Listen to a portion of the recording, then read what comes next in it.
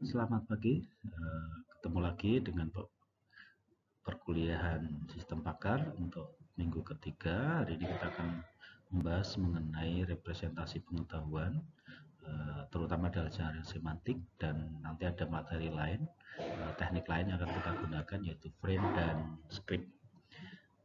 Untuk minggu berikutnya nanti kita akan bahas mengenai teknik representasi pengetahuan yang lain yaitu kaidah produksi. Baik, kita akan mulai aja untuk pembahasan materi kita hari ini. Kita mulai dari apa itu representasi pengetahuan yang sudah kita bahas di minggu lalu. Kita sudah bahas mengenai logika, dan hari ini kita akan bahas di jaringan semantik, frame, dan script. Jadi merupakan cara merepresentasikan fakta secara deklaratif. Dan minggu keempat ya, minggu depan kita akan bahas prosedural.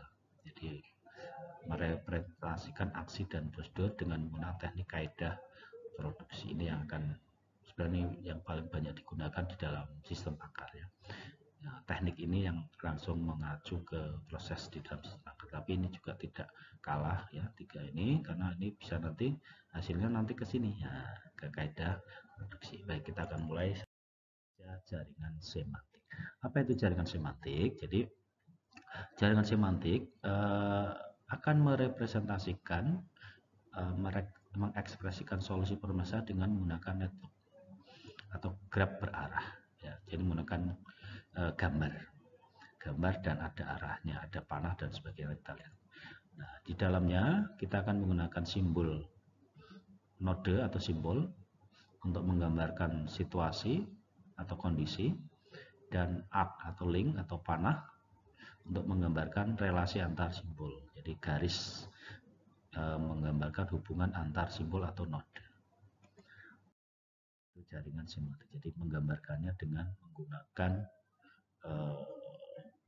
simbol node dan arc atau panah, dan disitu nanti ada penjelasan. Kita lihat. Terus pengetahuan akan disusun dalam sebuah jaringan yang ada komponen, jadi ada dua tadi, node dan arc. Nah, node itu apa? Nyataan objek, konsep atau situasi atau kondisi tadi. Bisa dinyatakan dengan kotak atau lingkaran. Ya, ini bisa dua. Kotak itu biasanya untuk penjelasan lebih lanjut, lingkaran itu node utama. Umpamanya ada node yang perlu dijelaskan lagi, kita bisa tambahkan kotak atau turunannya. Terus arc atau link menyatakan hubungan antar node, dinyatakan dengan tanda panah.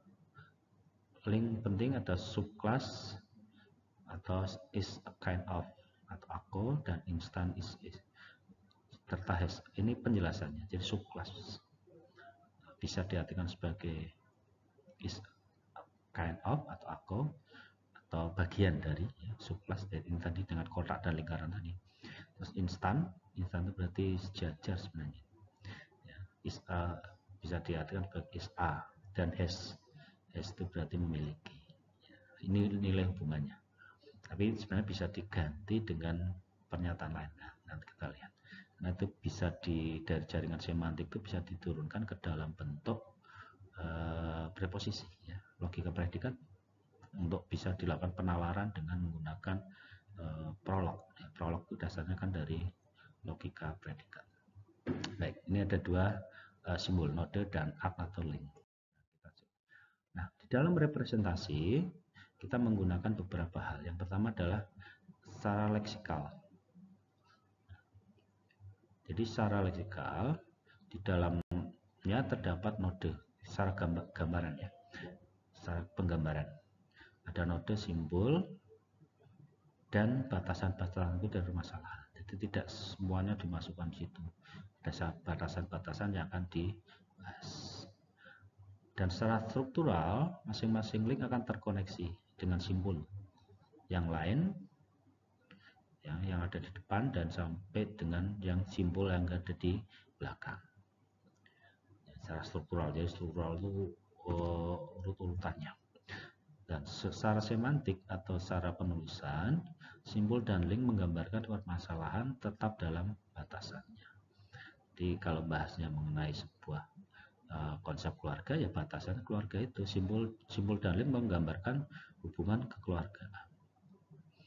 Ya, jadi ada secara leksikal, struktur, dan semantik ya. Ini perlu kita tahu saja secara pembahasan bahasa yang digunakan. Baik, nah ini contoh penggunaan jaringan semantik. Dari pernyataan all hobbit are little person, maka kita bisa gambarkan ada dua kondisi, hobbit dan little person. Apa relasinya? A atau adalah is A. Is A itu adalah merupakan. Nah ini kalimat ini kita terjemahkan ke dalam bentuk jaringan semantik. Hobbit kita bentuk menjadi situasi atau kondisinya sebagai lingkaran, warna tidak mempengaruhi ya, ini hanya untuk membedakan aja. Terus little person sebagai sebuah kondisi lain kita buatkan.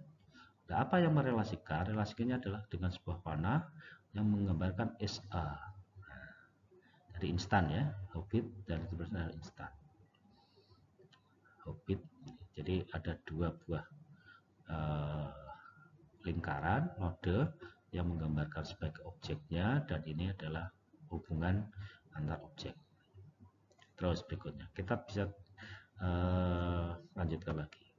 All hobbit are little person and Bilbo is hobbit. Nah ini kan pernyataan bisa disusun menjadi sebuah jaringan semantik. Dari mana all hobbit are little person, yang ini dua, ada tambahan Bilbo is hobbit. Jadi ada tambahan jadi satu lagi, yaitu sebuah node baru yaitu Bilbo. Bilbo adalah hobbit, maka dia berelasinya dengan hobbit, menggambarkan jaringan dengan hobbitnya. Sementara little person adalah bagian dari menunjukkan hobbit. Nah ini juga nah dari sini bisa diartikan apa? Ada fakta, dua fakta dia simpul bahwa Bilbo adalah little person. Kenapa? Karena Bilbo adalah hobbit. Nah ini kan bisa menelusuri dari siapa Bilbo. Bilbo adalah little person. Kenapa? Karena little person itu hobbit dan Bilbo adalah hobbit. Jadi ini jaringan semantik juga bisa digunakan untuk proses menelusuri, proses untuk menyimpulkan siapa Bilbo. Bilbo adalah little person dengan menggunakan jalur yang ada. Ini contoh dari sebuah proses untuk menelusur dengan menggunakan jaringan semantik. Jadi node dihubungkan dengan sebuah panah. Terus berikutnya ada tambahan lagi.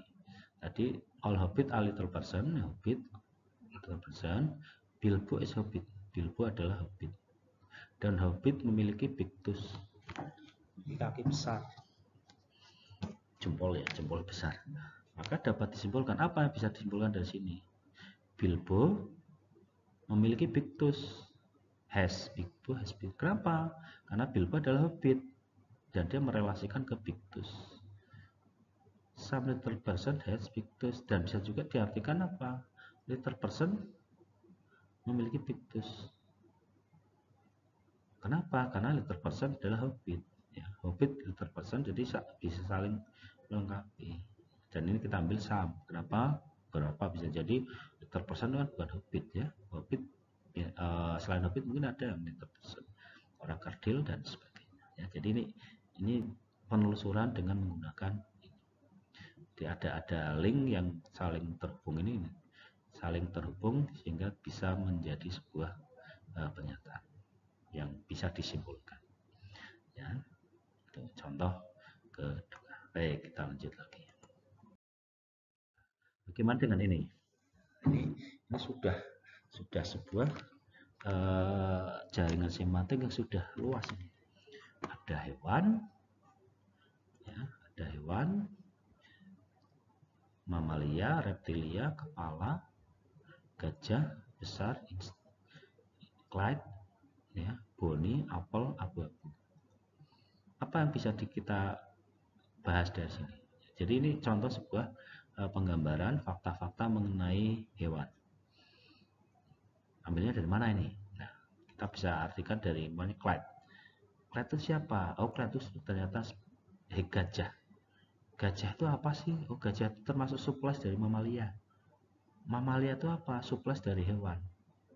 Nah, hewan itu juga termasuk dalamnya adalah selain mamalia ada reptilia. Nah, mamalia memiliki bagian kepala. Ini kalimat-kalimat yang disusun menjadi sebuah jaringan. Gajah memiliki warna apa? Warna gajah abu-abu. Gajah warna ukurannya gajah berapa? Besar. Gajah berukuran besar. Ternyata gajah juga ada namanya Boni. Namanya ini ya, Clyde dan Boni nama gajah. Instan. Boni suka apel. Nah, kan seperti itu. Jadi ini saling terkait. Nah, kalau di sini mamanya bertanya, apakah bisa dibuktikan bahwa Clyde itu adalah hewan? Bisa. Kenapa? Karena kalau kita runut dari Clyde, termasuk adalah gajah. Gajah itu adalah mamalia dan mamalia adalah hewan. Tapi tidak bisa dibuktikan Clyde reptilia. Kenapa? Karena ini subkelasnya beda. Ya. Meskipun nganu, ya terlalu jauh. Ya, terlalu jauh untuk membuktikan bahwa Clyde adalah reptilia. Tidak bisa. Ini panahnya juga ke sana loh. Ya, nah, bisa jadi beda.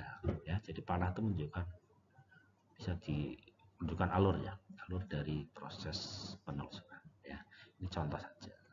Contoh berikutnya. Baik, kita lihat lagi. Nah, ini contoh sebuah penggambaran dari jaringan semantik susunan keluarga.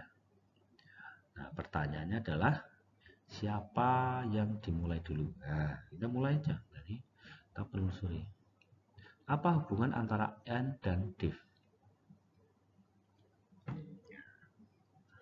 Jadi kalau di sini berarti Anne harus dibuktikan. Anne adalah ibu dari Susi.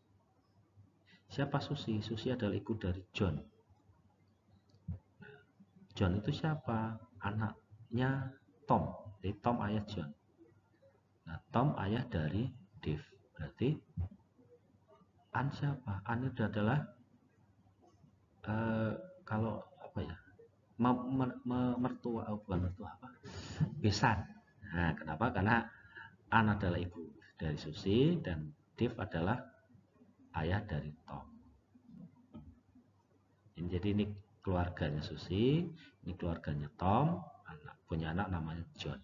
Jadi John ini anak dari Tom. John, apa hubungan John dengan Carol? Nah, kalau dilihat di sini berarti kalau secara gampang John itu adalah cucu dari Carol. Kenapa cucu? Nah, karena John anak dari Tom ya. Dan Tom punya ibu namanya Carol. John punya ayah Tom punya ibu namanya Carol. Berarti ibunya Tom adalah nenek dari John. Ini kalau dirangkai dalam bentuk fakta yang sebenarnya panjang, jadi ada banyak kalimat ya, dari Anne istri dari Bill, Bill suami dari Anne, Anne ibu dari Susi, Susi ayah dari Bill ayah dari Susi. Susi siapa? Susi adalah istri dari Tom. Tom siapa? Tom istri suami dari Susi. Dan siapa Susi? Ibu dari John. Nah, ini jaringan semantik ini bisa menggambarkan struktur keluarga. Ya, jadi untuk menggambarkan siapa John? John itu adalah cucu dari Dave. John adalah cucu dari Carol. John cucu dari Bill. John cucu dari Anne.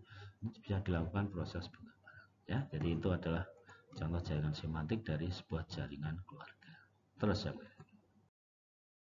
Bagaimana dengan ini? Nah, ini rotok panjang lagi. Ini juga sama, ya. Menggambarkan sebuah keluarga dan kondisi yang dimiliki. Apa saja? Kita mulai dari Sam. Sam is man. Ya, Sam adalah seorang laki-laki. Laki-laki adalah makhluk hidup yang butuh makan. Apakah Sam butuh makan? Iya. Kenapa? Karena Sam adalah laki-laki yang hidup, yang dia adalah butuh makan. Sam SVP, dia bekerja di Acme, dia menggunakan pajak. Sam punya atau suka bermain golf termasuk dari bagian sport. Sam punya mobilnya Mercedes-Benz warnanya silver, buatan Jerman. Sam memiliki anak namanya Joe, hasil dengan istrinya Kay, yang saat ini pergi ke sekolah. Ya. Joe punya Joe adalah seorang anak laki-laki. Anak laki-laki juga seorang makhluk hidup. Oke, sebagai wanita dan juga anak hidup. Ini contoh penggambaran representasi pengetahuan dalam struktur keluarga dan apa yang dimiliki oleh keluarga itu. Ya, jadi fungsinya sebenarnya sangat membantu dalam menggambarkan jaringan atau kondisi atau fakta-fakta yang ada di dalam sebuah situasi dengan batasan. Ini batasannya kan hanya sekitar ini.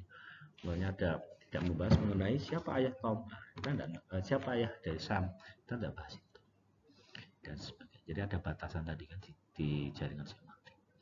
Baik, kita lanjut lagi. Bagaimana dengan ini? Kita mulai dari yang tengah aja, burung. Burung berpindah dengan cara terbang. Burung memiliki sayap. Kenari adalah burung. Kalau di sini, kalau ditelusur, apakah kenari bisa terbang? Oh, bisa. Kenari, kenapa? Karena kenari adalah burung. Burung berpindah secara terbang. Nah, ini kan bisa ada garis sini nanti, bisa dibuktikan.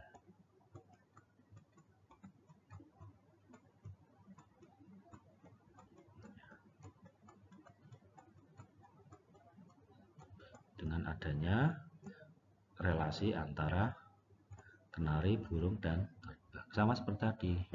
All hobbit, elder person, Bilbo is hobbit. Ya, sama.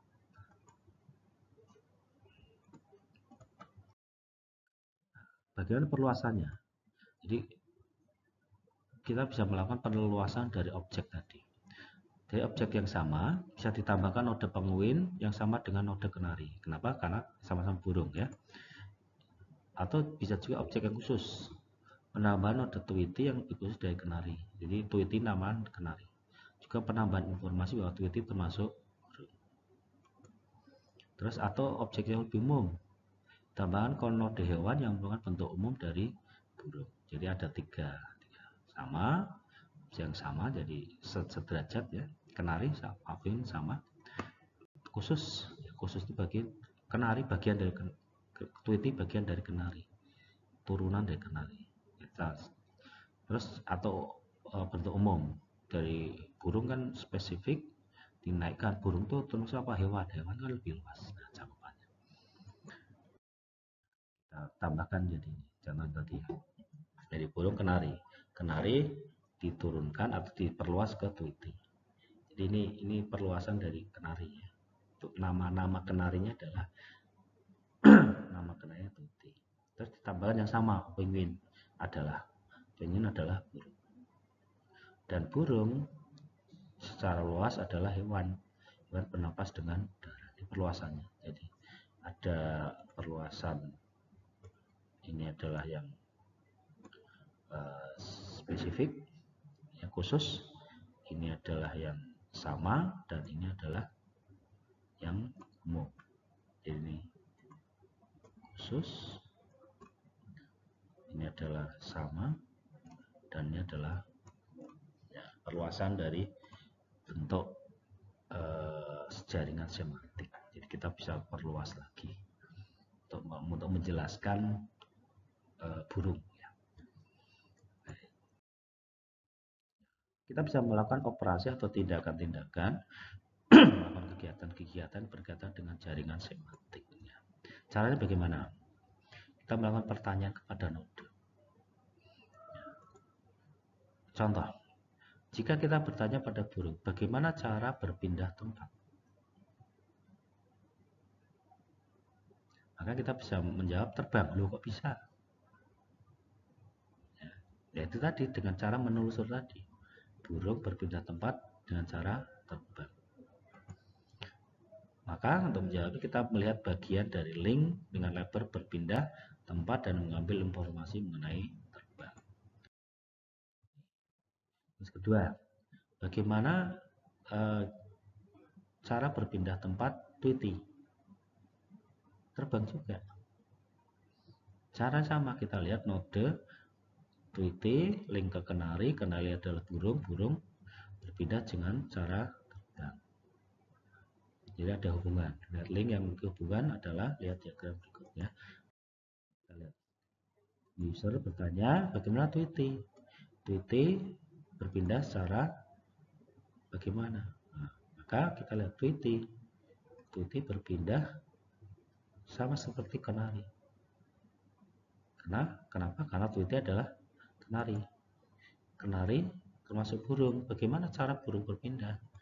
Burung berpindah secara terbang, berpindah tempat dengan cara terbang. Jadi alurnya seperti itu, melihat relasi hubungan yang terjadi antar node. Jadi urutannya seperti itu untuk menjawab pertanyaan-pertanyaan atau penelusuran dari sebuah jaringan semantik. Terus dari sini kembalikan kan, oh burung, Tweety kan masih burung. Tempat apakah bisa dikembalikan? Bisa. Burung kenari terbang, ya. Kenari berpindah secara terbang dan akan dikembalikan ke user terbang. Ya, jadi itu cara berpindahnya. Menelusurnya seperti itu. Alur penelusurannya. Nah, bagaimana kalau penguin? Nah, ini beda. Ini akan ketemu sebuah permasalahan yang berbeda. Kenapa? Karena penguin ternyata tidak bisa terbang, meskipun dia bagian dari termasuk burung. Jawaban terbang, tapi tidak sesuai fakta sebenarnya. Maka kita harus menambahkan link khusus pada penguin yang sifatnya sama dengan induk tapi berbeda. Nah, ini yang disebut override. Kita menambahkan jawaban berjalan. Di mana jawaban berjalan ditambahkan? Di dalam penguin, karena itu spesifik punyanya penguin. Meskipun dia adalah burung. Ya. Jadi kita tidak menggunakan alur ke sana, tapi kita tambahkan informasi spesifik di sini. Ini berbeda. Ini kondisi-kondisi override itu seperti ini. Nah, ini perluasannya adalah khusus untuk penguin. Kenapa? Karena dia berbeda dengan burung yang lain. Karena dia tidak bisa terbang. Ya, jadi kita bisa tambahkan sesuai fakta yang ada. Kalau ini tidak ada penguin, ya dia akan melakukan penelusuran ke burung. Burung berpindah cara terbang. Nah, tidak sesuai fakta. Karena penguin tidak bisa terbang. Ya, jadi kita bisa tambahkan override-nya adalah satu khusus untuk penguin berjalan. Jadi demikian berkaitan dengan jaringan semantik. Intinya adalah bagaimana kita menggambarkan fakta-fakta yang ada sebagai sebuah node. Ya, node itu berarti lingkaran, dan hubungan antar node itu apa? Nah, hubungan antar node itu bisa diartikan sebagai predikatnya sebenarnya. Ya, kalau kita masuk dalam kalimat itu kita ambil sebagai predikat. Jadi ada hubungan apa antara node itu, sehingga nanti bisa dilakukan proses penelusuran. Ya, itu yang jaringan. Nah, berikutnya kita akan bahas mengenai frame. Jadi kita bisa menggambarkan fakta-fakta atau representasi dari pengetahuan pakar itu sebagai frame. Bagaimana bentuknya, kita lihat. Frame adalah semantic net yang dilengkapi dengan properties.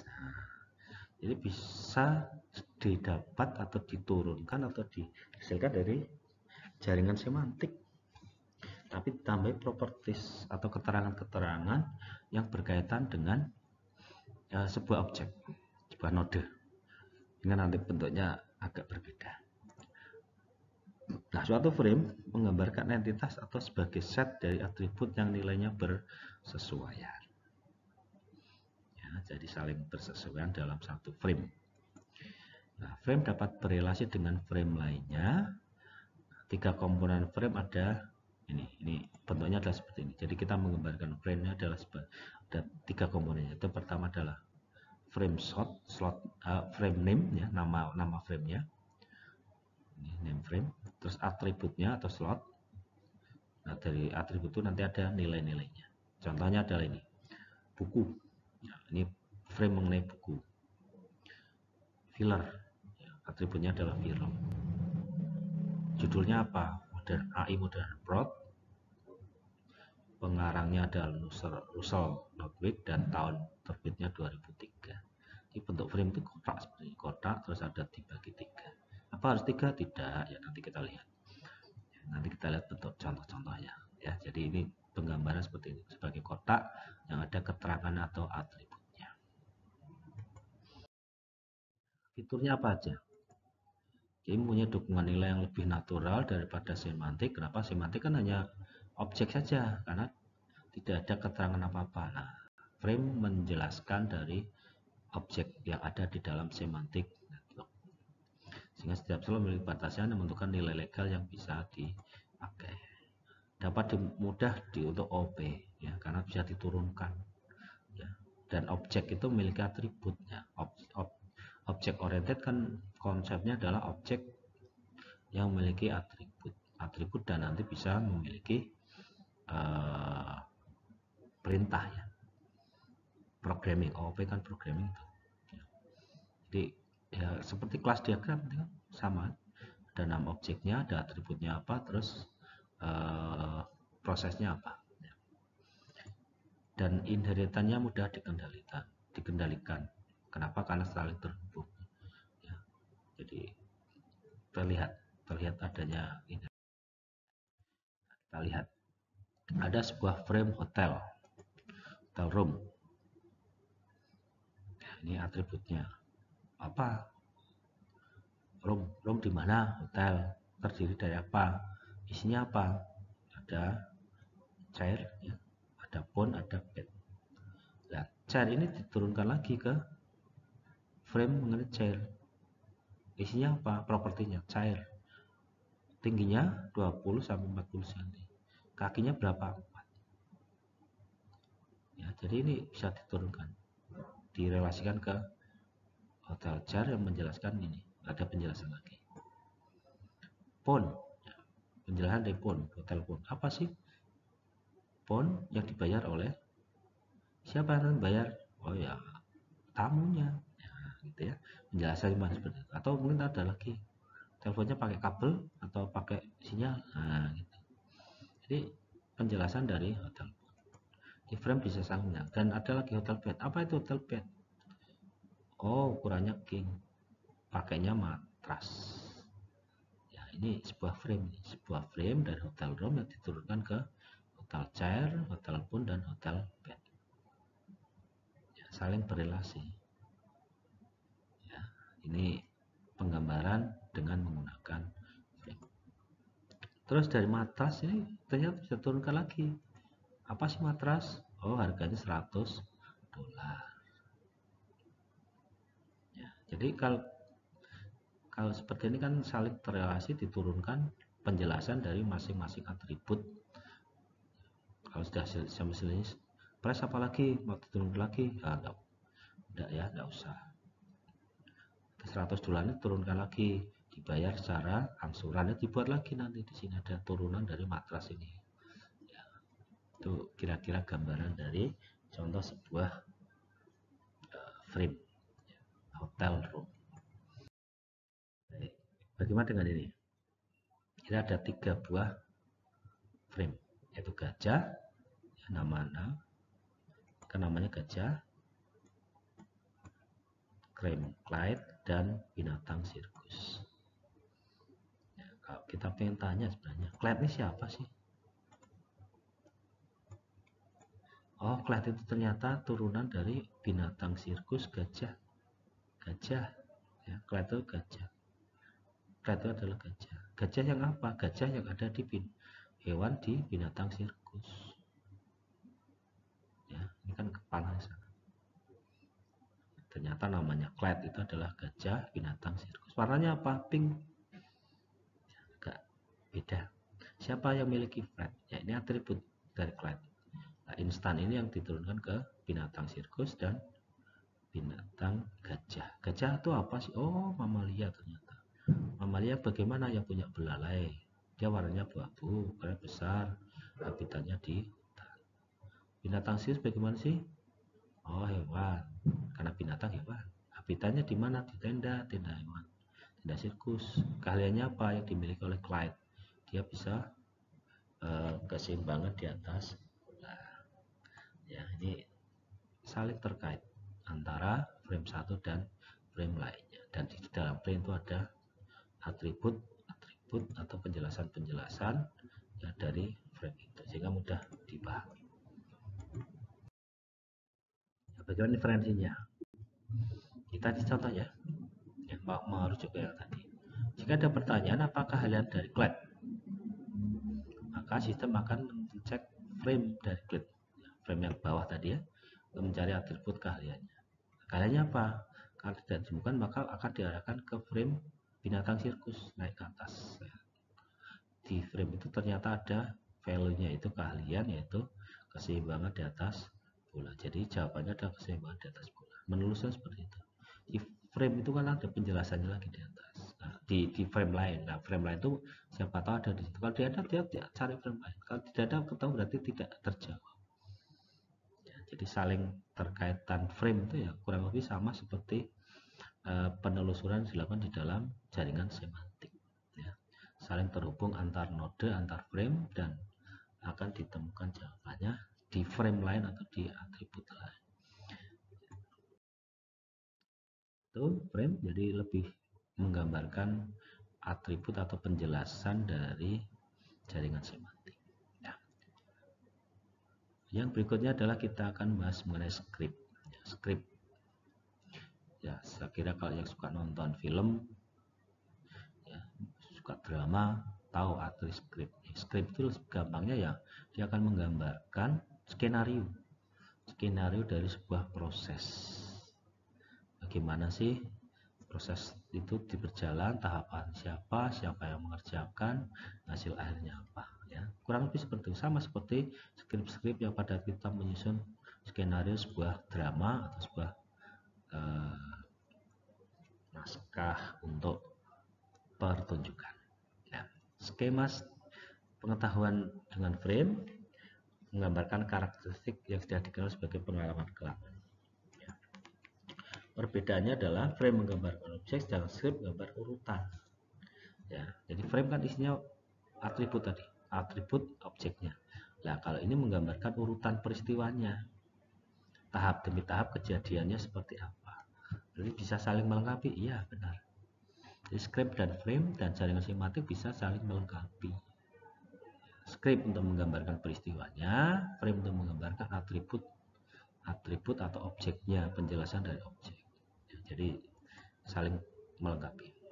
Dalam menggambarkan peristiwa, script menggunakan slot yang berisi informasi tentang orang, objek, dan tindakan yang terjadi. Jadi objek, orang, dan sebagainya ada di sini di dalam script. Jadi ada penjelasannya, nanti kita lihat ya.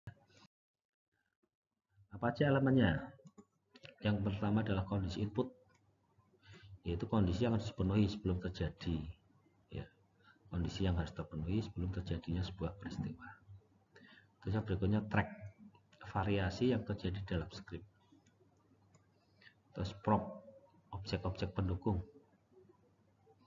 Ya, objek-objek pendukung yang selama terjadinya peristiwa. Terus role atau pemain, aktornya siapa, peran yang dimainkan dalam peristiwa. Terus yang berikutnya skin itu adegannya, penjelasan tiap adegan dan hasil akhirnya apa, hasil yang akan didapatkan dari peristiwa itu apa sih hasil urutannya. Jadi ada 1, 2, 3, 4, 5, 6 komponen elemen di dalam sebuah script. Nah ini nanti akan kita lihat contohnya ya. Contohnya ini, kita akan buat script mengenai restoran. Tracknya di mana? Oh, ini ternyata kita akan menggambarkan restoran cepat saji. Jadi akan menggambarkan restoran cepat saji. Role-nya, pemainnya siapa? Ada pelanggan dan pramusaji. Tidak, yang orangnya kan ada di dalam sebuah restoran itu kan pelanggan dan pramusaji. Prop-nya apa? Propertinya ya. Ada loket kasir, ada nampan, ada makanan, ada uang, ada tisu, ada garam, merica, dan sebagainya. Kondisinya apa? Oh, pelanggan lapar. Tapi dia harus pilihnya uang, jangan sampai lapar tuh tidak punya uang, masuk restoran ya tidak bisa makan. Ya. Jadi umumnya, yang umumnya kan ada orang lapar, dia punya uang, dia masuk ke restoran. Nah ini kondisi awal atau atribut yang terjadi di dalam script restoran. Nah, baru setelah ini kita buatkan skinnya.